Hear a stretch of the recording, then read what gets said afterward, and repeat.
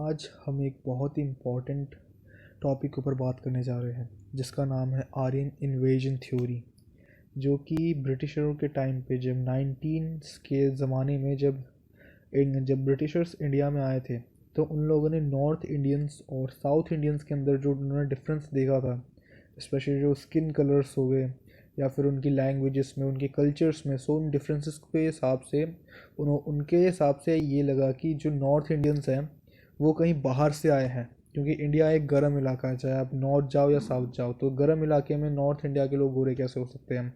और उनके जो फेशियल फीचर्स थे वो भी डिफरेंट थे एक दूसरे से। तो इसी वजह से लोगों ने एक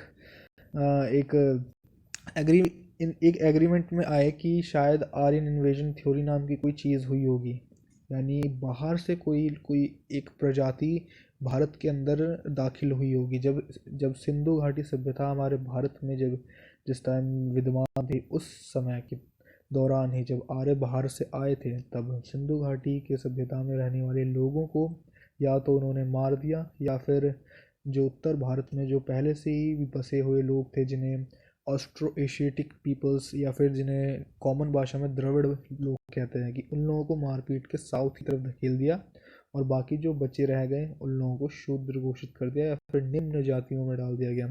क्या ये बात सच थी? क्या ये बात गलत है? तो आज इसी के ऊपर हम बात करने जा रहे हैं। तो इसी बात पे हम चर्चा करेंगे कि आर्यन इन्वेजन थ्योरी सच है या झूठ है। तो दो पर्सपेक्टिव है। एक पर्सपेक्टिव जो आर्यन इन्वेजन थ्योरी के सपोर्ट में है, दूसरा पर्सपेक्टिव जो आर्यन इन्वेजन थ्योरी के अगेंस्ट है। यानी जो पर्सपेक्टिव आर्यन इन्वेजन थ्योरी के सपोर्ट में है, उस थ्योरी के ऊपर सबसे पहले हम बात करते हैं। तो जो लोग कहते हैं कि जो लोग आर्यन इन्वेजन थ्योरी के ऊपर या फिर आर्यन माइग्रेशन थ्योरी के ऊपर जो लोग बिलीव करते हैं, उनका मानना है कि जो नॉर्थ इंडियंस अगर देखा जाए तो generally they are much more closer to the peoples of Pakistan, Afghanistan, even the peoples of Europe, क्योंकि उनके जो फेशियल फीचर्स हैं यूरोपियंस लगते हैं। They are Caucasian peoples, they look like Caucasians. और उनके यहाँ तक कि बाल भी थोड़े से, अगर आप नॉर्थ इंडिया में देखा जाए तो अगर औरतों के आप बाल देखोगे तो उनके बाल भी हल्के से ब्लॉन्ड नज़र आते हैं। तो ऐसा क्यों है? जबकि अगर आप साउथ इंडिया के लोगों से कंपेयर करो, साउथ इंडिया के लोग जनरली काले होते हैं नॉर्थ इंडिया के हिसाब से, और इनका फेशियल फीचर्स बिल्कुल डिफरेंट होता है। फेशियल फीचर्स या फिर body sticks, even though language south India and north India की कम्प्लीटली डिफरेंट तरीके की है। एक ब्रांच है इंडो आर्यन लैंग्वेज की, जो कि नॉर्थ इंडियंस बोलते हैं, और दूसरी जो लैंग्वेज की ब्रांच है वो है द्रविडियन लैंग्वेज, जो कि साउथ इंडियंस बोलते हैं। और इन लैंग्वेज में बहुत ज़्यादा डिफरेंस है। सो आखिर ऐसा क्यों है? तो इसी वजह से इन सब बातों को सपोर्ट के पे लेकर आर्यन इन्वेजन थ्योरी के सपोर्ट में ये लोग ये बातें रखते हैं। और एक और बात रखते हैं कि जो ईरान के लोग हैं वो भी अपने आप को आर्यंस ही कहते हैं। तो आर्यंस और ईरान का नाम ही है द लैंड ऑफ आर्यंस, यानी आर्यन की धरती। और इंडिया का भी जो अगर आप पहला नाम देखा जाए तो वो था आर्यवर्त, यानी आर्यों की भूमि। तो इन सब समानताओं के कारण लोगों को लगता है कि ये थ्योरी सच है। यानी जो जो लोग इस थ्योरी के सपोर्ट में आते हैं वो लोग इस चीज़ को पक्ष रखते हैं कि ये क्यों आर्यन डिवीजन जो थ्योरी है वो सच है, और किस वजह से, क्या क्या महत्वपूर्ण पॉइंट्स हैं। और साथ साथ जो नॉर्थ इंडिया के लोगों का पहनावा है वो भी सेंट्रल एशियन अफगानिस्तान के लोगों से मिलता जुलता हुआ है। इसी और उनके इनके जैसे ही इनकी शक्लें हैं। और यूरोप के जो लोग हैं उनकी उत्पत्ति भी क्या सेंट्रल एशिया से हुई है, यानी इनके जो पूर्वज थे यूरोपियंस के जो एंसेस्टर्स थे वो लोग भी कहीं सेंट्रल एशिया से आए थे। तो इस वजह से ये लोग कंक्लूजन निकालते हैं कि जो आर्यंस थे वो लोग सेंट्रल एशियंस थे। कुछ आर्यंस जो वेस्टवर्ड मूव कर गए नॉर्थ की तरफ, वो लोग आज यूरोपियंस के एंसेस्टर्स हैं। और जो लोग साउथ की तरफ इन्वेट कर गए या माइग्रेट कर गए वो लोग आज इंडियंस, ईरानियन, अफगानियों के एंसेस्टर्स हैं। सो ये सब जो बहुत ही इम्पॉर्टेंट पर्सपेक्टिव जो ये लोग रखते हैं आर्यन विजन थ्योरी के सपोर्ट में, तो ये सबसे बहुत ही इम्पॉर्टेंट बातें इस चीज़ में आ जाती हैं। सो अब हम दूसरा पक्ष देखते हैं जो आर्यन विजन थ्योरी के अगेंस्ट है, और इनके पास भी काफ़ी ज़्यादा एक तरह से अपना तो जो लोग पर्सपेक्टिव आर्यन बहुत ही विजन थ्योरी के स्ट्रॉन्ग। अगेंस्ट बोलते हैं तो उनकी पहली उनको जो पहला प्रूफ देते हैं कि जो north Indians and south Indians different क्यों दिखते हैं, वो because of the climatic reasons. जो साउथ इंडिया है वो काफ़ी ज़्यादा एक गर्म इलाका है, और जो नॉर्थ इंडिया है वो इतना गर्म इलाका नहीं है, और वहाँ के क्लाइमेट्स डिफरेंट हैं। साउथ इंडिया थोड़ा ट्रॉपिकल क्लाइमेट है, साउथ इंडिया या फिर जो ईस्ट इंडिया है ये भी थोड़ा ट्रॉपिकल क्लाइमेट है, बट जो नॉर्थ इंडिया है ये ट्रॉपिकल क्लाइमेट नहीं है। और नॉर्थ इंडिया में बहुत ज़ोरदार तरह से सर्दियाँ पड़ती है। जब सर्दियों का मौसम होता है तो 2-3 डिग्री तक चला, नीचे सेल्सियस तक चला जाता है। लेकिन जो साउथ इंडिया है वहाँ पे ऐसा नहीं है, वहाँ पे सर्दियों के मौसम में 20 डिग्री से ऊपर ही रहता है। तो इसी वजह से जो नॉर्थ इंडिया और साउथ इंडिया का क्लाइमेट की वजह से लोगों का जो स्किन कलर है वो वेरिएबल है। और दूसरी बात जो कहते हैं फेशियल फीचर्स क्यों चेंज है, वो बिकॉज ऑफ जो नॉर्थ इंडिया पहले से ही बहुत बार इन्वेड होते आ रहा था, पर्शियंस, टर्क्स, एंड बहुत सारी ऐसी माइग्रेशन पहले से भी हो रही थी वेस्टर्न कंट्रीज से, या फिर जो कहते हो मिडल ईस्ट वाले एरियाज से, बिकॉज जो नॉर्थ इंडिया काफ़ी फर्टाइल एरिया है, तो यहाँ पे इस वजह से मिक्सिंग की वजह से जो most of the north India के लोग हैं वो लोग गोरे हैं, इस वजह से उनके पास वैसे वेस्टर्न फीचर्स हैं। तो ये भी एक और एक तरीके से डिफाइंड करने के लिए कि और इन्वेजन थ्योरी के अगेंस्ट एक बहुत ही स्ट्रॉन्ग पर्सपेक्टिव ये रहता है। दूसरा स्ट्रॉन्ग पर्सपेक्टिव ये रहता है कि जो इंडिया है वो विश्व गुरु था, यानी जो आज का तो नहीं लेकिन जो प्राचीन समय का जो भारत है वो विश्व गुरु हुआ करता था। तो जितने भी देश के, जितने भी विदेश के, जितने भी छात्र वात्र होते थे या फिर जितने भी लोग होते थे वो इंडिया आया करते थे, बिकॉज इंडिया आज के अमेरिका की तरह था, यानी उस ज़माने का पावर हाउस था।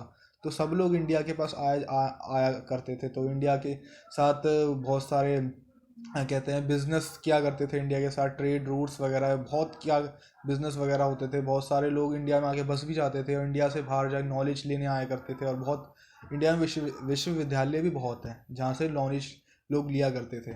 तो ये भी एक और फैक्टर है कि जो संस्कृत लैंग्वेज है वो ये जो यूरोपियन कंट्रीज़ है या फिर इनमें इतने ज़्यादा ये जो लैंग्वेज है इतने ज़्यादा इसका इम्पैक्ट है। एंड दूसरा एक स्ट्रॉन्ग पॉइंट ये भी बनता है कि अगर कोई भी रिलीजन है, जैसे माना जाता है कि जो आर्यंस थे जब माइग्रेट या फिर इन्वेड जब उन्होंने किया था इंडिया में, तो वो हिंदुज़्म या वेद्स को लेके आए थे। सो अगर कोई भी रिलीजन जिस जगह पे पैदा होता है, यानी आर्यन सेंट्रल एशिया से आए थे। सेंट्रल एशिया स्पेशली जो ईस्ट सेंट्रल एशिया का जो ईस्टर्न पार्ट है, जैसे जो कि ईस्ट यूरोप का पार्ट भी कहलाता है, यानी जो कोकेशियस एरिया है, यानी जो कोकेशियस माउंटेन्स है, जो कि ब्लैक सी और डेड सी के बीच का जो एरिया है, यहीं से ही माइग्रेट हुए थे, यहीं से स्पेशली इसी वजह से इन्हें कॉकेशियंस कहा जाता है। सो अगर ये लोग यहाँ से आए थे आर्यंस, तो जब आर्यंस इंडिया में सेटल डाउन हो गए, इनके पास थोड़ी सी तो नॉलेज होनी चाहिए ना उस एरिया के बारे में जहाँ से ये लोग आए हैं। बिकॉज अगर जैसे देखा जाए कोई भी रीजन, जैसे अगर इस्लाम अगर अरब देश में पैदा हुआ है तो वहीं की संस्कृति और वहीं की जो आसपास का जो एरिया है, जो मक्का मदीना है, कोई मुसलमान दुनिया में किसी भी एरिया में चले जाए उसकी भक्ति वो मक्का मदीना के लिए ही रहेगी, उसके लिए मक्का मदीना सबसे पवित्र स्थान होगा, चाहे वो दुनिया कभी उस एरिया को देखे या ना देखे। तो उसी तरह से आर्य भले ही सेंट्रल एशिया से आए हो, इंडिया में भले वो रह रहे हो, लेकिन उनकी कुछ तो भक्ति होनी चाहिए ना उस एरिया से जहाँ से वो आए हैं, जो उनका पहला सा घर है। लेकिन हमारा किसी भी वेद पुराण कहीं पर भी इस चीज़ का जिक्र नहीं है कि आर्य बाहर से आए हैं, किसी तरह का कोई जिक्र मध्य एशिया का कोई जिक्र नहीं है, किसी भी उनके क्लाइमेट का या फिर वो जो जिस एरिया का जो ज्योग्राफिकल एरिया है, ज्योग्राफिकल फीचर्स में का कोई भी मेंशन नहीं, ना पहाड़, नदियाँ, ना वहाँ के जानवर, किसी चीज़ का मेंशन नहीं है, ना ही बास का मेंशन है वहाँ पे, जो कि मुगल और टर्क्स लेके आया था हमारे इंडिया में। सो इस पर्सपेक्टिव से अगर देखा जाए, और दूसरा एक और पर्सपेक्टिव ये भी बनता है कि